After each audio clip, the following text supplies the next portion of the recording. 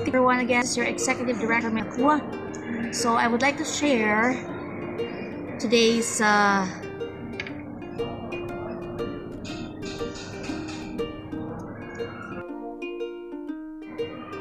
good day to everyone. Again, this is your Executive Director, Shamina Nakua. I would like to be sharing to you my food vibe. So I'm right now here in one of the places next to our building, not exactly next but in that area only. So it's a community mall, and inside meron pong isang kainan, no? It's a Kapampangan restaurant, no? And matagal na tong restaurant dito from the time na maliit pa yung anak ko, naka-stroller pa. Siguro nasa 2 years old pa siya or 3. Andito na siya. So from the time the mall open, andito na rin yung Kapampangan na restaurant na to. And of course, masarap yung pagkain nila. So tikman natin. So andito naman tayo, and inaantay ko yung order ko. Ang in-order ko today is lumi. Tapos may kasamang puto, no? So tikman natin kung masarap ba siya. For sure masarap.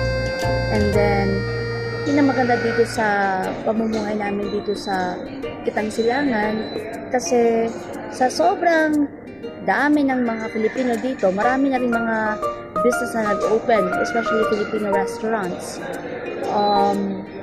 I would say ang pangkalahatan na expatriates population nasa mga 80 to 85 or almost 90%. Only 10% lang ang mga locals dito sa UAE. So masasabi ko talaga na ang economy dito is 90%, no?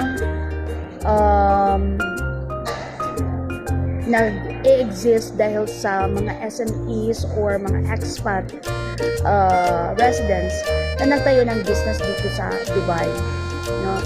So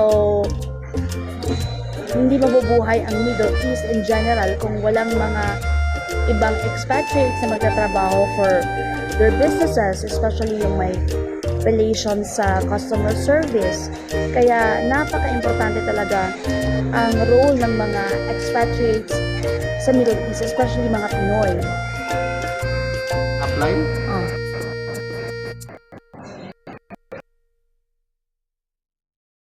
So, aming in-order na luglog. Or lumi pala. Hindi siya luglog. Ay, saglit. Oh, this is our food today. Si lumi. Parang lumit yung bowl. Umorder din kami ng puto. Saan naman kuhan lang ng papang ng Ito naman ate? siguro sila. So yan, titikman namin yung aming food.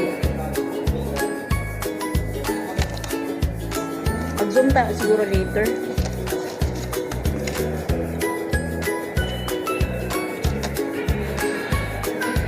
So this is the puto.